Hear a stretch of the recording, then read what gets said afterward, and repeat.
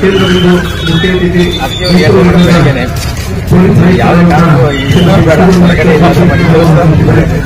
ದಯಮಾಡಿ ಎಲ್ಲರೂ ತಾಂಡು ಅಲ್ಲೇ ಕೂತು ಅವನ್ನ ಸ್ವಾಗತಿಸೋಣ.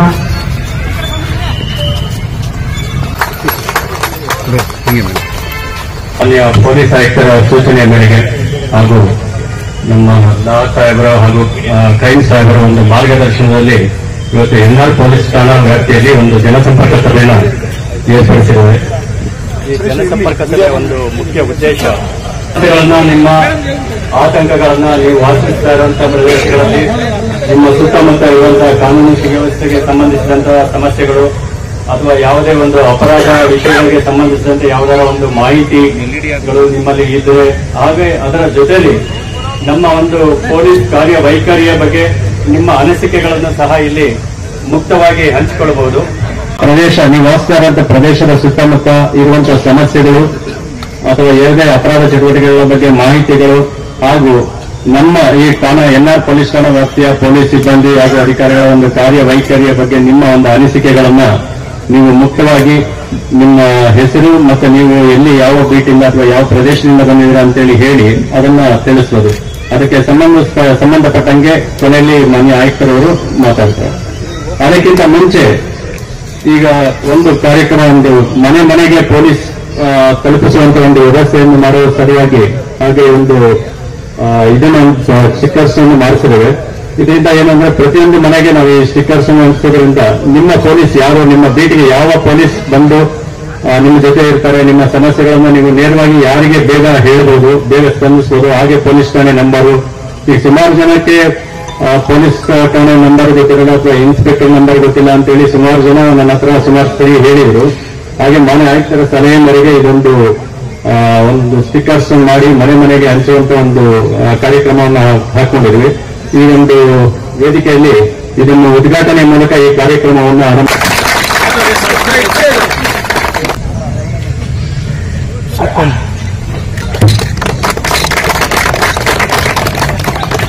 ನನ್ನ ಹೆಸರು ಕೈಸರ್ ಅಹಮದ್ ಅಂತ. ನಾನು ಬನ್ನಿಮೆಟ್ಟಪ್ಪ ನಿವಾಸಿ. ಮೊದಲನೇದಾಗಿ ನಮ್ಮ ಉದಯ ಅವರು ಎಲ್ಲಾ ವಿಚಾರವನ್ನು ಆಲ್ಮೋಸ್ಟ್ ಮಾತಾಡ್ಬಿಟ್ಟಿದ್ದಾರೆ. ಆದ್ರೂ ನಾನು ಮತ್ತೊಂದು ನಮ್ಮ ಪೊಲೀಸ್ ಕಮಿಷನರ್ ಸಾಹೇಬರು ಏನ್ ಮೈಸೂರು ಬಂದಿದ್ದಾರೆ, ಲೇಡಿ ಫಸ್ಟ್ ಲೇಡಿ ಕಮಿಷನರ್ ಆಗಿದ್ದಾರೆ, ಅವ್ರಿಗೆ ನನ್ನ ಪರವಾಗಿ ಅಭಿನಂದನೆ. ಯಾಕಂದ್ರೆ ಮೈಸೂರು ದಸರಾ ಇಷ್ಟೊಂದು ಜನ, ಲಕ್ಷಾಂತರ ಜನ ಬಂದ್ರು ಬಹಳ ಒಳ್ಳೆ ರೀತಿಯಲ್ಲಿ ನಡೆಸಿ ನಮ್ಗೆ ಆರಾಮಾಗಿ ಶಾಂತವಾಗಿ ನಡೆಸಿದ್ದಾರೆ. ಆ ಟ್ರಾಫಿಕ್ ಸಮಸ್ಯೆಯನ್ನು ಎಲ್ಲಾ ಕಡೆ ಬೈಫರ್ಕೇಶನ್ ಕೊಟ್ಟು ಮಾಡಿದ್ರು. ಅದಕ್ಕೆ ನನ್ನ ಪರವಾಗಿ ನಿಮಗೆ ಅಭಿನಂದನೆ ಸಲ್ಲಿಸ್ತಾ ಇದ್ದೇನೆ. ಹಂಗೆ ನಮ್ಮ ಇದರಲ್ಲಿ ಕ್ಷೇತ್ರದಲ್ಲಿ ಈ ಉದಯ ಅವರು ಹೇಳ್ದಂಗೆ ಮದ್ಯಪಾನ, ಈ ಗಾಂಜಾ, ಈ ಹೊಸ ಜನರೇಷನ್, ನ್ಯೂ ಜನರೇಷನ್, ನಮ್ಮ ಭವಿಷ್ಯ, ನಮ್ಮ ದೇಶದ ಭವಿಷ್ಯ ಏನಂತೀವಿ ಅದು ಹಾಳಾಗ್ತಾ ಇದೆ. ಅದು ಹಾಳಾಗಕ್ಕೆ ನಾವು ಪೊಲೀಸ್ ಅವ್ರ ಕಾರಣ ಅಂತ ಹೇಳ್ತಾ ಇಲ್ಲ. ನಾವು ಮನೆಯಲ್ಲಿ ಒಳ್ಳೆ ಅವ್ರಿಗೆ ಗುಣ ಕೊಡಬೇಕು, ಎಲ್ಲಾ ರೀತಿಯಲ್ಲಿ ಅವ್ರಿಗೆ ನಡೆಸ್ಕೋಬೇಕು. ಆದ್ರೆ ಇವತ್ತು ಈ ಸೋಷಿಯಲ್ ಮೀಡಿಯಾ, ಈ ಒಬ್ಬರಿಗೆ ಮನೆಯಲ್ಲಿ ಮಾತು ಕಡಿಮೆ, ಎಲ್ಲ ಫೋನಲ್ಲಿ ಟಿವಿಯಲ್ಲಿ ನಿರತರಾಗಿರ್ತಾರೆ ತಂದೆ ತಾಯಿ, ಅವ್ರಿಗೂ ತಪ್ಪಿದೆ. ಆದ್ರೂ ಎಲ್ಲೋ ಒಂದು ಭಾಗದಲ್ಲಿ ತಮ್ಮ ಮೇಲೆ ಬಹಳ ಜವಾಬ್ದಾರಿ ಇದೆ, ಇದು ನಿಲ್ಲಿಸಬಹುದು ಅಂತ ನನ್ನ ಅನಿಸಿಕೆ. ತಮ್ಮಲ್ಲಿ ಪ್ರಾರ್ಥನೆ, ಅದು ಹೆಂಗಾರ ಮಾಡಿ ತಾವು ನಮ್ಮ ಮುಂದಿನ ಭವಿಷ್ಯ, ಈ ದೇಶದ ಭವಿಷ್ಯನ ಉಳಿಸಬೇಕು ಅಂತ ತಮ್ಮ ಹತ್ರ ಕೇಳ್ಕೊತಾ ಇದ್ದೀನಿ. ಇನ್ನೊಂದು ಸಮಸ್ಯೆ, ಈ ನಮ್ಮ ಬನ್ನಿಮೆಟ್ಟ ಭಾಗದಲ್ಲಿ ಈ JSS ಹತ್ರ ತುಂಬಾನೇ ಇದು ಫುಟ್ಪಾತ್ ಆಲ್ಮೋಸ್ಟ್ ಕವರ್ ಮಾಡ್ಬಿಟ್ಟಿದ್ದಾರೆ. ನಾವು ಆ ಬೆಂಗಳೂರು ಹೆವಿ ವೆಹಿಕಲ್ಸ್ ಓಡಾಡೋದು, ಫುಟ್ಪಾತ್ ಅಲ್ಲಿ ಹೋಗಕ್ಕಾಗಲ್ಲ. ಸಂಜೆ ಆದ್ರೆ ಸಾಕು ಫುಲ್ ತುಂಬ್ಕೊತಿದೆ, ಬೆಳಗ್ಗೆ ಹೊತ್ತು ತುಂಬ್ಕೊತಿದೆ, ರಾತ್ರಿ ಸಂಜೆ ಆದ್ಮೇಲೆ ನಡ್ಸ್ಕೊಳಕ್ಕಾಗಲ್ಲ. ನಮ್ಮ ತಲ್ವಾರ್ ಸಾಹೇಬರು 2-3 ಸತಿ ಬಂದು ಅವ್ರಿಗೆ ತಗಿಸಿದ್ರು, ನಾವು ಅವ್ರಿಗೆ ಹೇಳಿದ್ದೇವೆ. ಆದ್ರೂ ಮತ್ತೆ ಅವ್ರು ಮಾಡ್ತಾರೆ. ನಮ್ಮ ಅವರು ತಲ್ವಾರ್ ಸಾಹೇಬ್ರಿಗೆ ಇರ್ಬೋದು, ಕಮಿಷನರ್ ಅವ್ರಿರ್ಬೋದು, ಅವ್ರು ಸ್ವಲ್ಪ ಅದಕ್ಕೆ ನಿಲ್ಲಿಸಬೇಕು ಅಂತ ನಾನು ಕೇಳ್ಕೊತಾ ಇದ್ದೀನಿ. ಆಮೇಲೆ ತಲ್ವಾರ್ ಸಾಹೇಬರು ನಮ್ಮ ಸೂಕ್ಷ್ಮ ಪ್ರದೇಶದಲ್ಲಿ ಬಹಳ ಚೆನ್ನಾಗಿ ಅವರು ಒಂದು ಇದು ಏನ್ ಕಮ್ಯುನಲ್ ಆರ್ಮಿ ಅಂತಾರೆ ಅದು ಬಹಳ ಕಾಪಾಡ್ಕೊಂಡು ಹೋಗ್ತಾರೆ. ಅವ್ರಿಗೂ ನಾನು ನಮ್ಮ ಪರವಾಗಿ ಧನ್ಯವಾದನ ಹೇಳ್ತಾ ಇದ್ದೀನಿ. ನಮ್ಗೆ ಮಾತಾಡೋಕೆ ಅವಕಾಶ ಕೊಟ್ಟವರಿಗೆ ನಿಮಗೆ ನಮಸ್ಕಾರ. ಇದ್ದೇ ಇರ್ತೀನಿ. ಮತ್ತೆ ಕೆಲವು ತಿಂಗಳ ಹಿಂದೆ ಕಳ್ಳರ ಕಾಟ ಜಾಸ್ತಿ ಆಗ್ಬಿಟ್ಟಿತ್ತು. ನಾವು ಬೆಳಗಿನ ಜಾವ ಬೇಗ ಎದ್ದೇಳ್ತೀವಿ. ನಮ್ಗೆ ಬೆಳಗಿನ ಜಾವ ಎದ್ದೇಳಕ್ಕೂ ಭಯ ಆಗ್ತಿತ್ತು, ರಾತ್ರಿ ಹೊತ್ತು ಭಯ ಆಗ್ತಿತ್ತು. ಆದ್ರೆ ನಾವು ಇಮಿಡಿಯೇಟ್ ಆಗಿ ಪೊಲೀಸಿಗೆ ಇನ್ಫಾರ್ಮ್ ಮಾಡಿದ್ವಿ. ಅವರು ಮಾರನೇ ದಿನಾನೇ ಬಂದು ಬೇಗ ಆಕ್ಷನ್ ತಗೊಂಡ್ರು. ಮತ್ತೆ ಪ್ರತಿ ರಾತ್ರಿ 10-12 ಗಂಟೆಗೆಲ್ಲ ರೌಂಡ್ಸ್ ಬರ್ತಾ ಇದ್ರು. ಮತ್ತೆ ಒಂದು ಬುಕ್ ಇತ್ತು, ಅಟೆಂಡೆನ್ಸ್ ಕೂಡ ಹಾಕ್ತಿದ್ರು. ನಮ್ಗೆ ನಂಬರ್ ಕೊಟ್ಟಿದ್ರು. ಆ ನಂಬರ್ಗೆ ಇಮಿಡಿಯೇಟ್ ಆಗಿ ಏನೇ ತೊಂದರೆ ಆದ್ರೂ ಕಾಲ್ ಮಾಡಿ ಅಂತ ಹೇಳಿದ್ರು. ಈ ರೀತಿ ಆಕ್ಷನ್ ಇಂದ ನಮ್ಗೆ ತುಂಬಾ ಧೈರ್ಯ ಬಂತು. ನಮ್ಗೆ ಈಗ ಕಳ್ಳರ ಕಾಟ ಇದ್ದೇ ಇಲ್ಲ. ಅವ್ರು ಬರದೇ ನಿಮ್ಮಿಂದ ಹೆದರ್ಕೊಂಡು ಅವರು ತಿಳಿಸ್ಬಿಟ್ಟು ನಮ್ಗೆ ಅದರಿಂದ ಧೈರ್ಯ ಬಂದಿದೆ. ಅದಕ್ಕೆ ನಿಮ್ಗೆ ಧನ್ಯವಾದ. ಮತ್ತೆ IPS ಮ್ಯಾಮ್ ನೋಡಿದ್ರೆ ನಮ್ಗೆ ತುಂಬಾ ಖುಷಿ ಆಗುತ್ತೆ.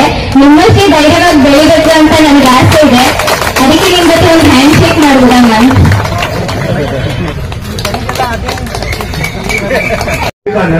ಮತ್ತು ಸಮಾಜ ಸೇವಕನಾಗಿದ್ದೇನೆ.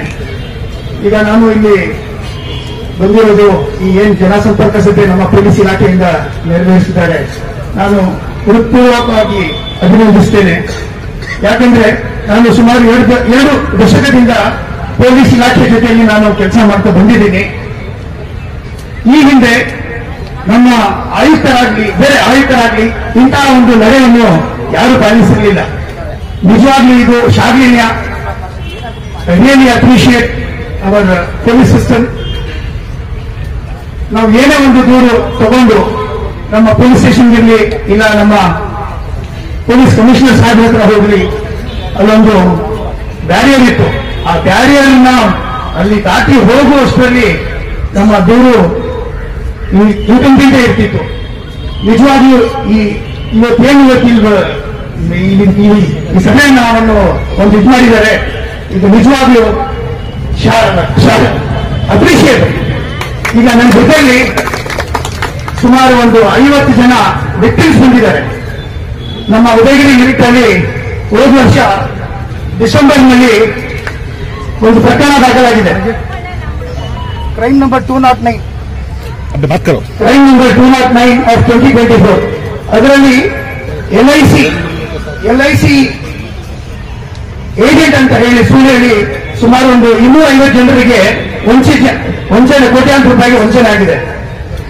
ಆ ಜನರು ಹೋಗಿ ಅಲ್ಲಿ ಅವರ ದೂರನ್ನು ರಿಜಿಸ್ಟರ್ ಮಾಡಿದ್ರು ಕೂಡ ಆ ಇನ್ವೆಸ್ಟಿಗೇಷನ್ ಇನ್ನೂ ಕೂಡ ಪ್ರಾಪರ್ ಆಗಿ ಆಗಿಲ್ಲ. ಅವ್ರಿಗೆ ಏನು ಒಂದು ನ್ಯಾಯ ಸಿಗಬೇಕಾಗಿತ್ತು, ಇವತ್ತುವರೆಗೂ ಸಿಕ್ಕಿಲ್ಲ. ಸೊ ಇವತ್ತೊಂದು ಇಲ್ಲಿ ನಾವು ಮನವಿ ತಗೊಂಡು ಬಂದಿದ್ದೀವಿ ನಮ್ಮ ಸಾಹೇಬರು ಕೊಡಲಿಕ್ಕೆ. ಇದ್ರ ಜೊತೆಯಲ್ಲಿ ಇನ್ನೊಂದು ನಾವು ನನ್ನ ಸ್ನೇಹಿತರೆಲ್ಲ ಹೇಳಿದ್ರು, ಏನೀಗ ಈ ಗಾಂಜಾ ಮತ್ತೆ ಡ್ರಗ್ಸ್ ಈ ಭಯಾನಕ ಒಂದು ಸನ್ನಿವೇಶ ನಮ್ಮ ಜೊತೆಯಲ್ಲಿ ಈಗ ನಮ್ಗೆಲ್ಲ ಕಾಡ್ತಿದೆ. ಸುಮಾರು ಒಂದು 5-6 ತಿಂಗಳಲ್ಲಿ ನಮ್ಮ ಉದಯಗಿರಿ ಮತ್ತು NR ಠಾಣೆ ವ್ಯಾಪ್ತಿಯಲ್ಲಿ ಒಂದು 5ರಿಂದ 6 ಕೊಲೆಗಳು ನಡೆದಿದೆ. ಅದರಲ್ಲಿ ಏನಂದ್ರೆ ಮಗ ತಂದೆನ ಕೊಲೆ ಮಾಡಿದ್ದಾನೆ, ತಂದೆ ಮಗನ ಕೊಲೆ ಮಾಡಿದ್ದಾನೆ, ಮತ್ತೆ ಸಣ್ಣ ಹುಡುಗರೆಲ್ಲ ಪರಸ್ಪರ ಒಬ್ಬೊಬ್ಬರಿಗೆ ಕೊಲೆ ಮಾಡಿ ಕೊಂದಾಕಿದ್ದಾರೆ. ಇದಕ್ಕೆ ಒಂದೇ ಒಂದು ಕಾರಣ ಏನಂದ್ರೆ ಈ ಇಂಜೆಕ್ಷನ್ ತಡೆ ಹೊಡೆದವ್ರಿಗೆ ಇವತ್ತು ಬೇರೆಯವ್ರ ಮನೆಗಿದೆ, ನಾಳೆ ನನ್ನ ಮನೆಗೆ ಬರೋದು ಯಾರು ತೆರೆಯಕ್ಕಾಗಲ್ಲ. ಸೊ ಆ ಕಾರಣದಿಂದ ನಮ್ಮ ಸಾಹೇಬರಿಂದ ನಮ್ಮ ಪೊಲೀಸ್ ಇಲಾಖೆಯಿಂದ ಒಂದು ಆತ್ಮೀಯವಾಗಿ ನಮ್ಮ ಕಳಕಳಿಯ ಮನವಿ ಏನಂದ್ರೆ ಆದಷ್ಟು ಬೇಗ ಇದನ್ನ ತುಂಬಾ ಗಂಭೀರವಾಗಿ ತಗೊಂಡು ಇದನ್ನ ನಿಲ್ಲಿಸಬೇಕು. ಮತ್ತೆ ಇದು ನನ್ನ ಒಂದು ಕೊನೆಯ ಮಾತು. ನಾನು ಸುಮಾರು ಲಾಸ್ಟ್ ಒಂದು ದಶಕದಿಂದ ನಮ್ಮ ಪೊಲೀಸ್ ಸಾಹೇಬರು ಇನ್ಸ್ಪೆಕ್ಟರ್ನ ಮತ್ತೆ ರಾಜು ಈ ಇಬ್ಬರನ್ನ ನಾನು ಗಮನಿಸ್ತಾ ಇದ್ದೀನಿ. ಇಂಥ ಆಫೀಸರ್ಗಳು ನಿಜವಾಗಿಯೂ ನಮ್ಮ ಪೊಲೀಸ್ ಸ್ಟೇಷನ್ಗಳಿಗೆ ಬೇಕು. ಯಾಕಂದ್ರೆ ಆಂಟಿ ಎಲಿಮೆಂಟ್ಸ್ ಅವರು ಮತ್ತೆ ಈ ಪುರಾರಿಗಳನ್ನ ಯಾವತ್ತೂ ಮನ್ನಣೆ ಕೊಡಲ್ಲ. ಅವರು ಬಡವರಿಗೆ ಏನೋ ಒಂದು ಅಹವಾಲು ತಗೊಂಡೋದ್ರೆ ಆ ಅಹವಾಲನ್ನ ನಿಯತ್ತಾಗಿ ಮಾಡಿ ಅವ್ರಿಗೊಂದು ನ್ಯಾಯ ಕೊಡ್ತಾರೆ.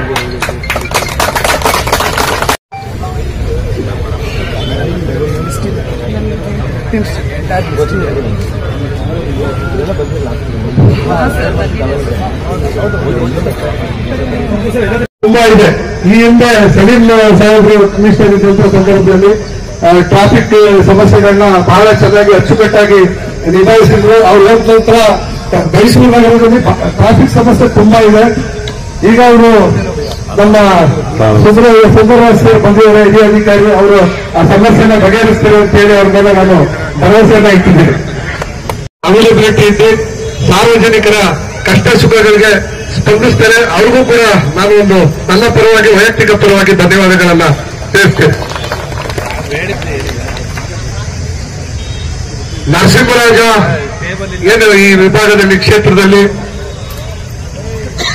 ಹಿಂದೂ, ಮುಸ್ಲಿಂ, ಕ್ರಿಶ್ಚಿಯನ್ ಮೂರೂ ಜನ ಇರುವಂತ ಹೇಳ್ತೀನಿ ಸಾಹೇಬ್ರೆ, ಮೇಡಮ್ ಅವರೇ, ದಲಿತರು ಮತ್ತು ಮುಸ್ಲಿಂರೇ ದುಡಿತಕ್ಕಂಥ ಕಾರ್ಮಿಕರೇ ಜಾಸ್ತಿ ನಮ್ಮ ಈ ಕ್ಷೇತ್ರದಲ್ಲಿ ಇರೋರು, ಕಾರ್ಮಿಕ ವರ್ಗನೇ ಜಾಸ್ತಿ ಇರೋದು.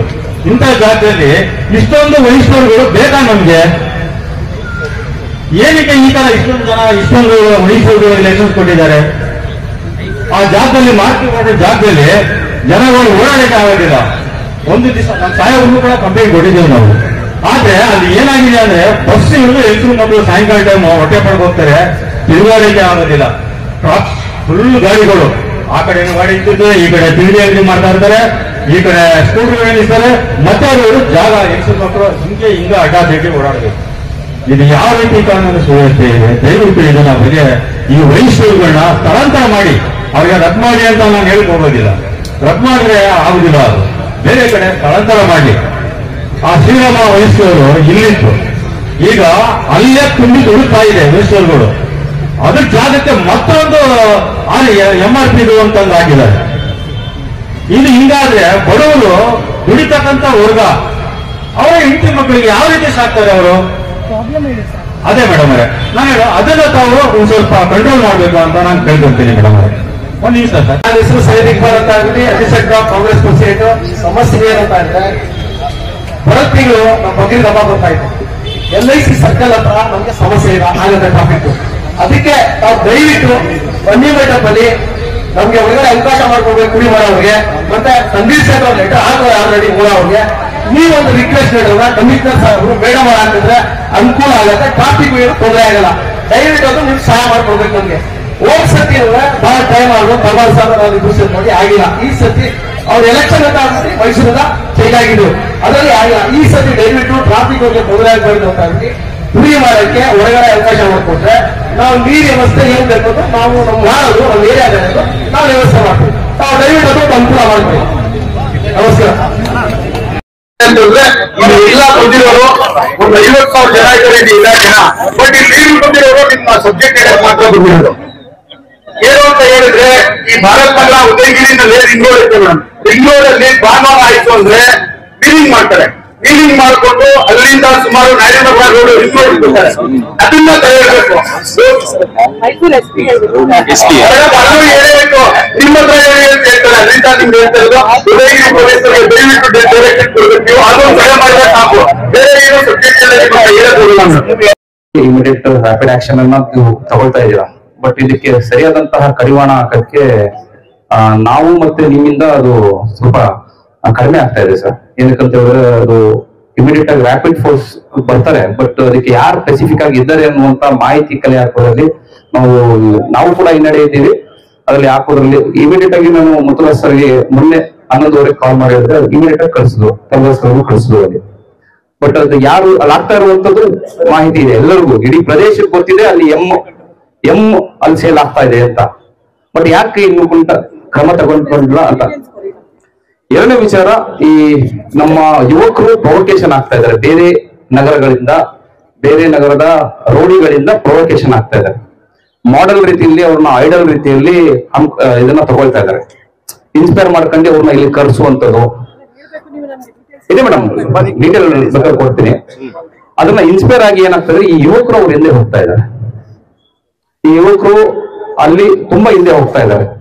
ಇದನ್ನ ನಾವು ಈ ಸಾಂಸ್ಕೃತಿಕ ನಗರದಲ್ಲಿ ದಯವಿಟ್ಟು ತಡಿಬೇಕು ಅನ್ನುವಂತ ತಮ್ಮ ಮುಂದೆ ನಾನು ಹೇಳಕ್ ಇಷ್ಟಪಡ್ತೇನೆ. ಬೇರೆ ಇನ್ನೊಂದು ವಿಚಾರ, ಮೈಸೂರಲ್ಲಿ ಏನಾಗ್ತಾ ಇದೆ ಅಂತ ಸೈಟ್ಗಳ ವಿಚಾರಗಳಲ್ಲಿ ಗಲಾಟೆ ಆಗುವಂಥದ್ದು, ಮರ್ಡರ್ಗಳಾಗುವಂತಹ ಸಂದರ್ಭಗಳು ಉತ್ಪತ್ತಿ ಆಗ್ತಾ ಇದೆ. ಅದು ಸರ್ಗೂ ಕೂಡ ನಾನು ಮಾಹಿತಿಯನ್ನ ಕೊಟ್ಟಿದ್ದೆ. ಇದಾಗಬಾರ್ದು ಅಂತ ಹೇಳಿದ್ರೆ ಇಮಿಡಿಯೇಟ್ ಆಗಿ ಆಕ್ಷನ್ ತಗೊಳ್ಬೇಕು ಸರ್. ಅದು ಯಾವುದೇ ಒಂದು ಕ್ಷುಲ್ಲಕ ಕಾರಣಕ್ಕೂ ಏನಾದ್ರು ಆ ಮಾಹಿತಿ ಬಂದಾಗ ಅದನ್ನ ಇಮಿಡಿಯೇಟ್ ಆಗಿ ಅಡ್ರೆಸ್ ಮಾಡಬೇಕು ಅಂತ ತಮ್ಮ ಮುಂದೆ ಹೇಳಕ್ ಇಷ್ಟಪಡ್ತೇನೆ. ಮತ್ತೆ ಇನ್ನೊಂದು ಈ ಜನಸಂಪರ್ಕ ಸಭೆ ಎನ್ನುವಂತ ವಿಚಾರದಲ್ಲಿ ಇನ್ನೊಂದು ಸ್ಲೋಗನ್ ಅನ್ನ ಕೊಟ್ಟು ಜನಸಂಪರ್ಕ ಸಭೆ ಅಪರಾಧ ತಡೆಯುವ ಕಡೆ ಎನ್ನುವಂತ ಸ್ಲೋಗನ್ ಅನ್ನ ಕೊಟ್ಟರೆ ಇನ್ನೂ ಚೆನ್ನಾಗಿರುತ್ತೆ ಅಂತ ನಾನು ವೈಯಕ್ತಿಕವಾದಂತ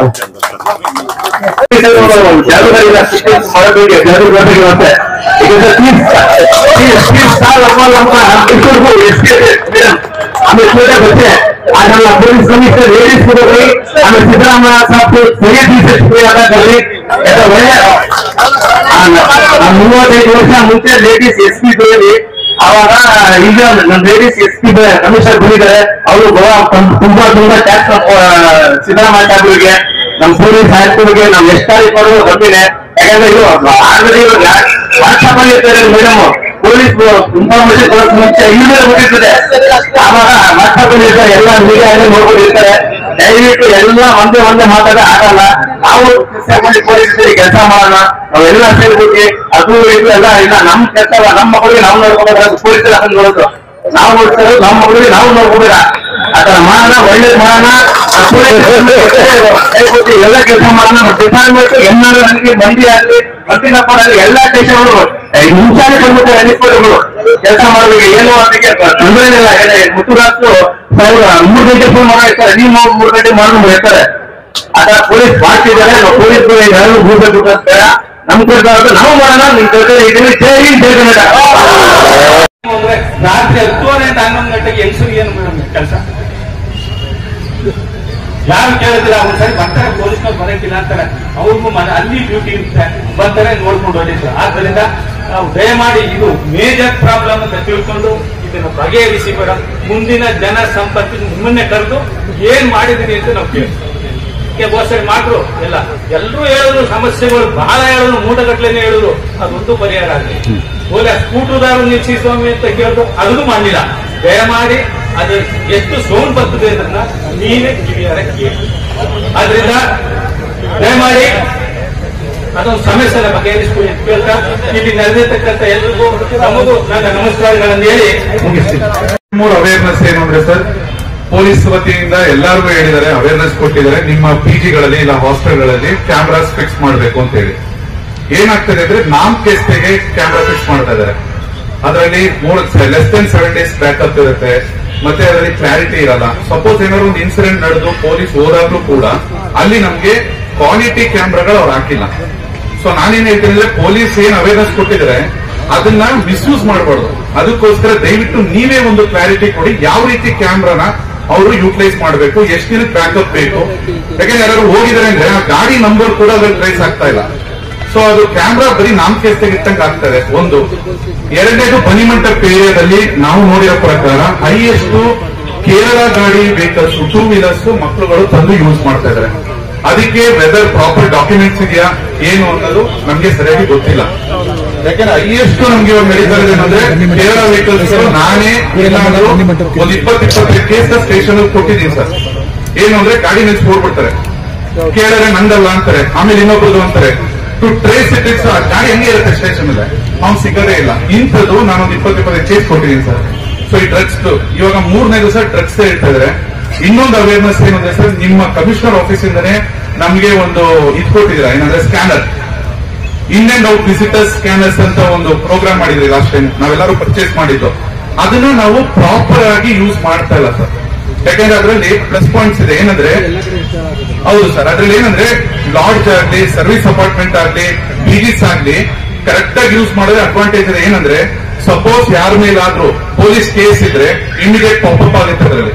ಸೊ ನಮ್ಗೆ ಗೊತ್ತಿಲ್ಲ, ಅವ್ರು ಜಸ್ಟ್ ಆಧಾರ್ ಕಾರ್ಡ್ ಕೊಡ್ತಾರೆ, ನಾವು ಎಂಟ್ರಿ ಮಾಡ್ತಾ ಇದೀವಿ, ಅವ್ರ ಮೇಲೆ ಕೇಸ್ ಇದೆಯೋ ಅನ್ನೋದು ನಮ್ಗೆ ಗೊತ್ತಾಗ್ತಾ ಇಲ್ಲ. ಸೊ ಆ ಒಂದು ಆಪ್ ನ ಸರ್ 100% ಯೂಟಿಲೈಸ್ ಮಾಡಬೇಕು ಅನ್ನೋದು ಒಂದು ರಿಕ್ವೆಸ್ಟ್ ಸರ್. ಅದೊಂದು ಅವೇರ್ನೆಸ್ ಆಗ್ಬೇಕು ಅನ್ನೋದು. ಇದು 3 ಸರ್. 4ನೇದು ಏನಂದ್ರೆ, ನಮ್ಮ ಹತ್ರ ಇರೋ ಪಿಜಿ ಹಾಸ್ಟೆಲ್ಸ್ ಅಲ್ಲಿ ಹೆಣ್ಣು ಮಕ್ಕಳು ಎಸ್ಪೆಷಲಿ ಸುಮಾರು ಪಿಜಿಗಳಲ್ಲಿ ರಾತ್ರಿ ಎಷ್ಟು ಗಂಟೆಗೆ ಬರಬೇಕು ಅನ್ನೋ ಟೈಮಿಂಗ್ಸ್ ಇಲ್ಲ.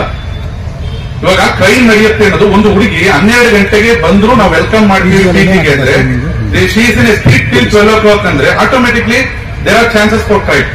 ಸೊ ಆ ಪಿಜಿಗೆ ಅಟ್ಲೀಸ್ಟ್ ಒಂದು ಟೈಮ್ ಲೈಟ್ 9 o'clock ಒಳಗಡೆ ಬರ್ಬೇಕಿಲ್ಲ, 8 o'clock ಒಳಗಡೆ ಬರ್ಬೇಕು, ಇಲ್ಲ ನೀವು ಪೇರೆಂಟ್ಸ್ ಗೆ ತಿಳಿಸ್ತೀವಿ ಅನ್ನೋದು ಏನಾದ್ರು ಒಂದು ರೂಲ್ಸ್ ಮಾಡಿದ್ರೆ ಸರ್ 90% ನಿಮ್ ಪ್ರಾಬ್ಲಮ್ಸ್ ಇದು ನಮ್ಗೆ ಬದಿ ಮಂಟಪಲ್ಲಿ ಸಾಲ್ವ್ ಆಗುತ್ತೆ ಅಂತ ಅನ್ನಿಸ್ತಾ ಇದೆ ನಮ್ಗೆ. My request. ಎಲ್ಲರಿಗೂ ನಮಸ್ಕಾರ. ನಾವು ನಿಮ್ ಬಳಿಗೆ ಬಂದಿದ್ದೇವೆ ಇವತ್ತು.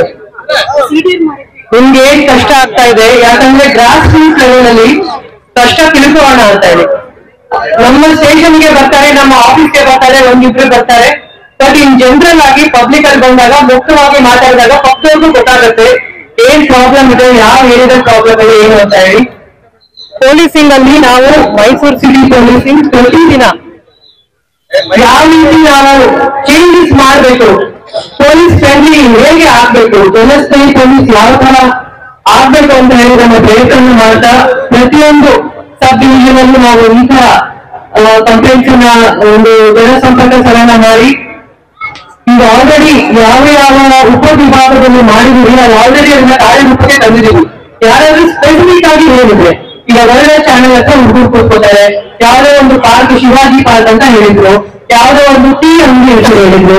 ನೀವು ಸ್ಪೆಸಿಫಿಕ್ ಆಗಿ ಹೇಳಿದ್ರೆ ನಾವು ಸ್ಪೆಸಿಫಿಕ್ ಆಗಿ ಆಕ್ಟ್ ಮಾಡ್ತೀವಿ. ನೀವು ಜನರಲೈಸ್ ಮಾಡಿದ್ರೆ ಇಲ್ಲಿ ಗಾಂಜಾ ಜಾಸ್ತಿ ಆಗಿದೆ, ಅಲ್ಲಿ ಜಾಸ್ತಿ ಆಗಿದೆ ಅಂದ್ರೆ ಮತ್ತೆ ಅದು ಅಲ್ಲೇ ಗೊತ್ತಾಗುತ್ತೆ. ಸೊ ನಿಮ್ಮ ಹತ್ರ ಏನಾದ್ರೂ ಆತರ ಸ್ಪೆಸಿಫಿಕ್ ಹುಡುಗರು ಬರ್ತಾ ಇದ್ರು, ನೀವು ಏನೇ ಇನ್ಫಾರ್ಮೇಶನ್ ಕೊಟ್ಟರು ಅದನ್ನ ಗೌಪ್ಯವಾಗಿರ್ತೀವಿ. ನಾವು ನೀವು ಕೊಟ್ಟಿರೋ ಇನ್ಫಾರ್ಮೇಶನ್ ಬೇರೆ ಜೊತೆ ಶೇರ್ ಮಾಡೋದಿಲ್ಲ, ಬಟ್ ಪ್ರಾಬ್ಲಮ್ ಸಾಲ್ವ್ ಆಗುತ್ತೆ. ಸೊ ಪ್ರತಿಯೊಬ್ಬರು ಏನೇ ಇದ್ರು ನಿಮ್ಗೆ ಡೌಟ್ ಬಂದ್ರೆ, ಯಾಕೋ ಸಸ್ಪಿಷಿಯಸ್ ನಂಬರ್ ಇತ್ತು, ವೆಹಿಕಲ್ ಇತ್ತು, ಯಾರು ಓಡಾಡ್ತಾ ಇದ್ರು, ಏನಾದ್ರು ಇದ್ರೆ ನಿಮ್ಮ ಇನ್ಸ್ಪೆಕ್ಟರ್ ನಂಬರ್ ಅಂತೂ ನಿಮ್ಮ ಹತ್ರ ಇರಲೇಬೇಕು. ಪ್ರತಿಯೊಬ್ಬರಿಗೂ ACP ನಂಬರ್ ಇರಬೇಕು. ಇಲ್ಲ ಆದ್ರೆ DCP ಕಮಿಷನರ್ ನಂಬರ್ ನಾವು ಎಲ್ಲ ಸ್ಟೇಷನ್ಗೂ ಹಾಕಿದ್ದೀವಿ. ನಿಮ್ಗೆ ಸಹಾಯ ಆಗ್ಲಿ ಅಂತ ಹೇಳಿ ಕಳಿಸಿದ್ರೆ ನಾವು ಇಮಿಡಿಯೇಟ್ ಆಗಿ ಆಕ್ಷನ್ ತಗೋತೀವಿ.